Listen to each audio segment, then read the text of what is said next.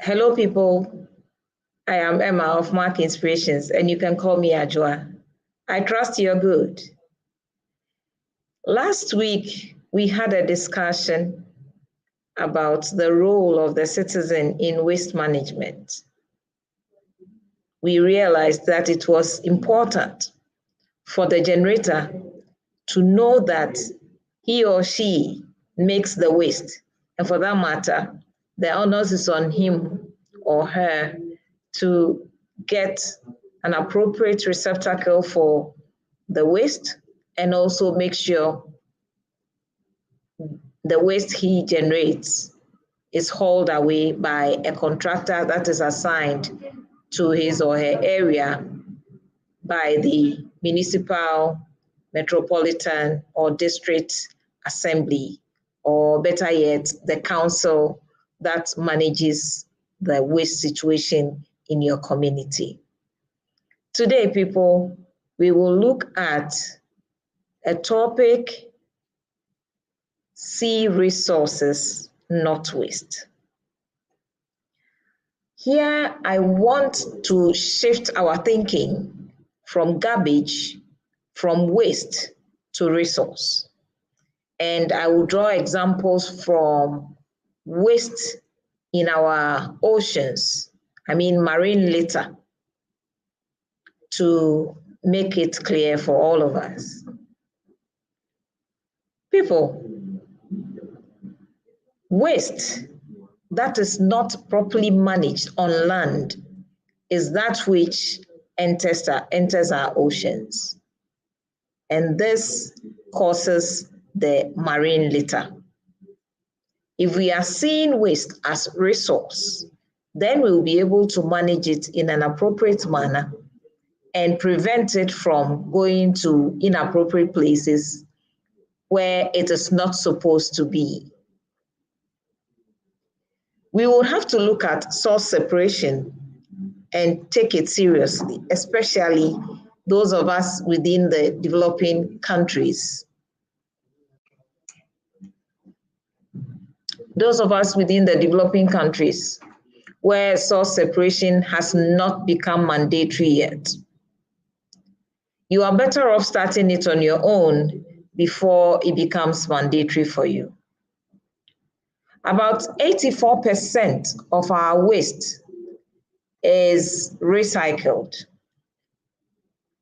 What I mean to say is about 84% of our waste that is generated is recyclable. This volume of waste can be recycled. It includes the organics. For the organics, we can easily turn it into compost, even in our homes. And the others that can be recycled, but we on our own as individuals may not be able to do, we can package it in such a way that once value is placed on it, such as those who buy the scraps, those who buy the plastic bags, we can package them neatly and give it to them. It is better that way than boxing everything together and hauling it away or giving it to the contractors to haul away at times that they come to pick. 62% of this volume of waste is organic. So it means if your whole waste, you divide it into 3, you can get 2 portions that you can manage into compost and use that for your backyard garden or your greenery in your house. The recycle rate is 7%. So the entire volume of waste that can be recycled, which is 84%, the total volume that is recycled is 7% in some regions in the developing nations. And it tells you that the over 70%, or let me say over 90%, is not recycled. Though it is recyclable, but it is only 7%. Why is this so? It is so because, one, we are not seeing waste as resource. And also, waste management is capital intensive at the contractor level. That is why I am preaching that we, the generators, will note this and make sure we manage our on-premises waste appropriately. Fundamental changes should be made, and that includes the initiatives as an individual. And we have to also build resilient practices. We have to be resilient as a people to get used to the source separation formula. If we have to take a serious look at this, then we will move into marine litter. Litter in our oceans start from home. I said this. If you find plastic bags in the ocean, where did they come from? It is the people on land who use them, who leave them anyhow, who do not manage those plastics, and they find their way into the ocean. This has become a global problem, not only for the developing nations, or for that matter, where I come from. Everywhere, our marine has received this inappropriate practice from we, the humans. And we have noted already that it is so because of inadequate waste management practices. And we get those waste landing in the oceans. We need proper waste management systems in our communities. And also, I will say this time without number, we carefully need to see waste as a resource. It will surprise you to know that up to 13 million tons of waste, 13 million tons of plastic waste end up in the ocean every year. This is quite a volume. Nobody seems to be surprised anymore when you go to the beach and you have plastic bags stuck in the sand, or you have a pile of plastic bottles on the coast. Nobody seems to be bothered anymore. But this is so as the amount of plastics that we use continue to generate, from the drinking bottles to food wrappers to even microbeads in our body washes. All these land in the ocean. And research is not enough to say whether that is dangerous to our health or not. But people, until research comes into being or conclude for us to know that this practice is dangerous to us, what we should know is that fishermen are catching more plastics than fishes today. Should we see waste as resource instead of waste, we will guard those materials and they will not find their way into the ocean. People, I am still hammering the point that you and I, the generators of the waste, need to be careful to manage our home waste, our on-premises waste in an appropriate manner. If you're doing that and I'm doing mine, waste will not find itself into the ocean. You may want to say that, how about the organizations that work at the beaches? Yes, if they are doing their work well, they will make sure that their patrons who come to patronize their activities at the beach will go through the proper practice, and they will also put in measures to manage the waste that come there appropriately. In this regard, anybody and everybody needs to see waste as a resource not waste, as in garbage. And so research confirms that the plastic that enters the ocean is dangerous to our health. The fishes that are in the ocean are having some kind of relationship with these plastics. How do I mean? Plastics in the ocean definitely break down into microplastics and further break down into nanoplastics. And these get into the system of the fishes and other animals in the ocean. Definitely, it gets into the food chain. I just want to be speculating. It gets into the food chain because granted that fish eats nanoplastics. It is in the fish's system. You get that fish, you prepare your food.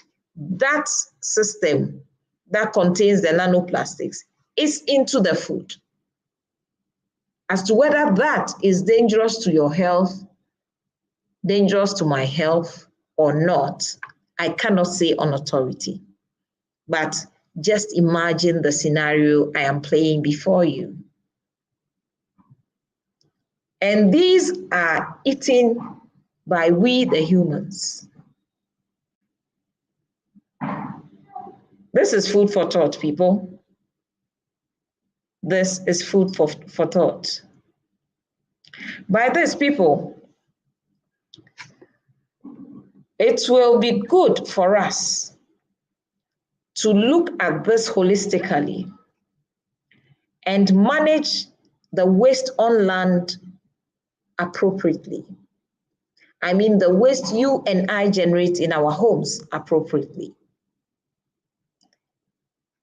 We need to see to it that we are doing some form of recycling on our own. And we are packaging those that we cannot recycle to the appropriate places. This will be what we can also do to help the system. Industries, companies are also to look at the triple bottom line, where in their practices as an industry, they would want to look at how their activities affect the people, how their activities affect the land, the planet, how their activities affect the profits that they make. We will talk into details about the triple bottom line someday. Governments are also to see to it that they engage other individuals and companies through the principle of the public-private partnership. This way, value is created, capacity is built, and that can be put into the waste management space. So waste management is done properly, especially on land waste management. That would have cut waste that goes into the oceans by 2/3, I suspect.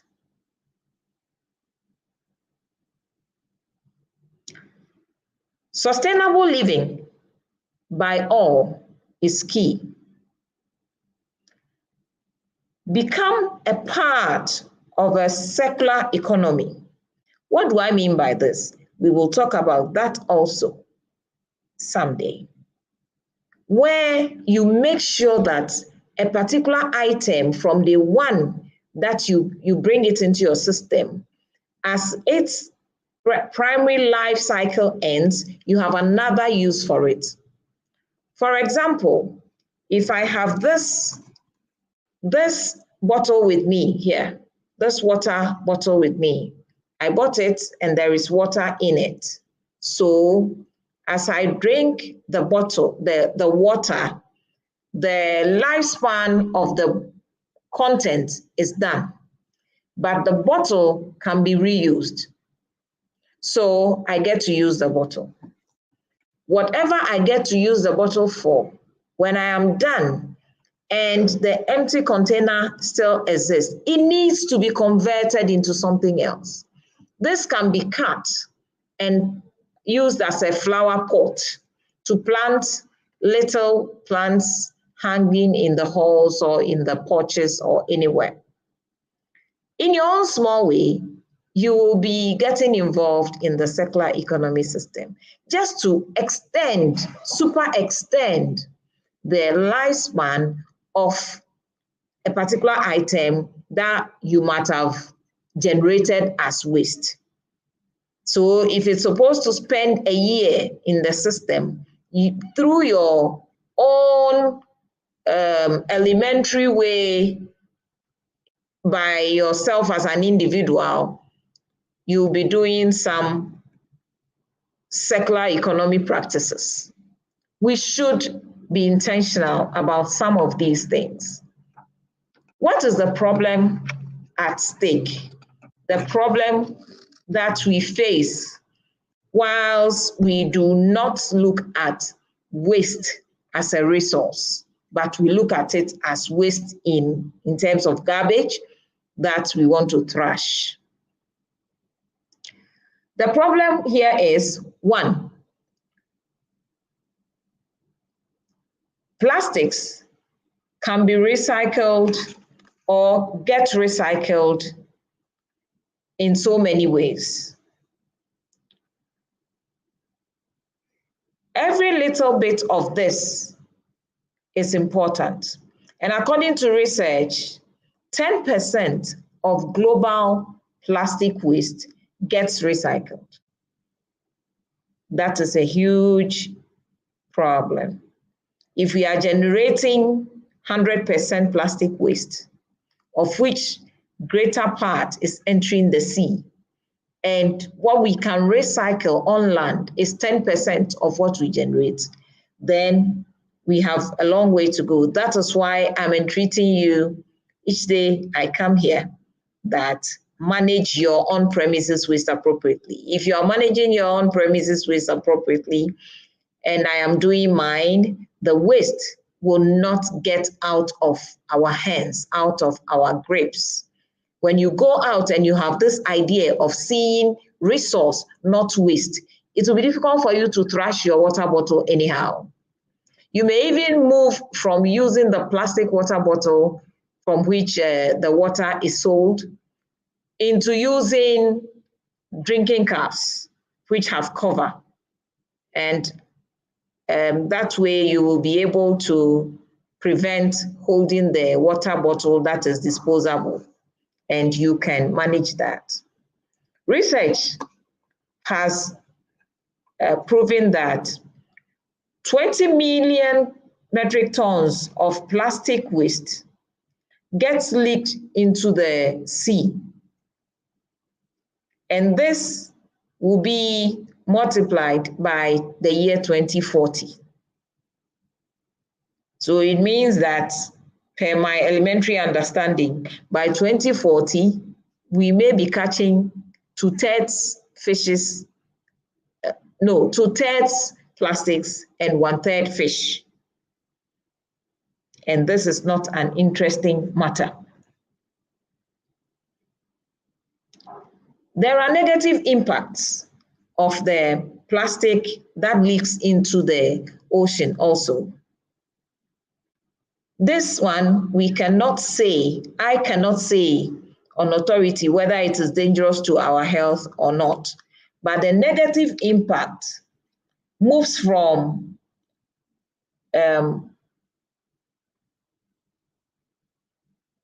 handling the waste to indirect effects on tourism. Collection of the waste, handling it, and then tourism. In these three aspects, there are things that happen that are not supposed to happen. And let me explain the one for tourism. If our beaches are dirty and we have plastics littered all over. Who is going to travel into your country to want to go to the beach?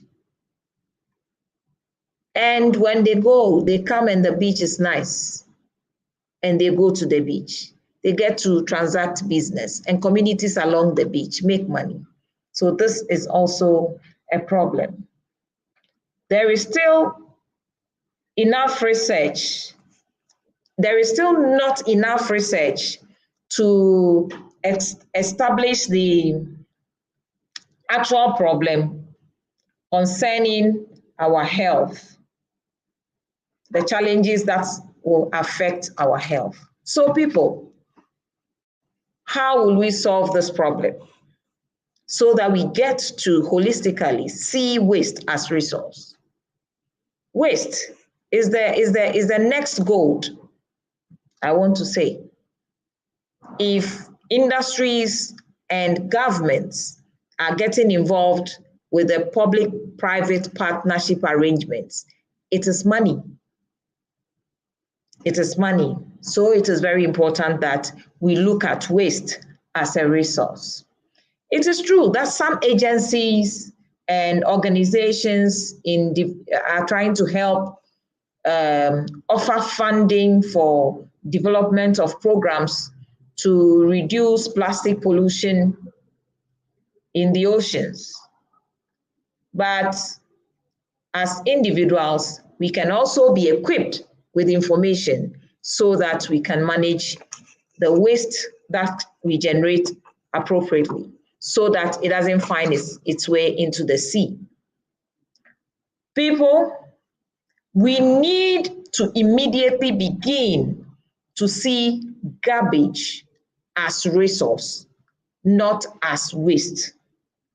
People, we need to see waste as resource, not as waste. Please see resource, not waste, when you see waste. When you generate waste, see it as resource, and so you can handle it with all the importance that it deserves. I believe this presentation has given you value. We will meet again in the next video. Thank you and bye.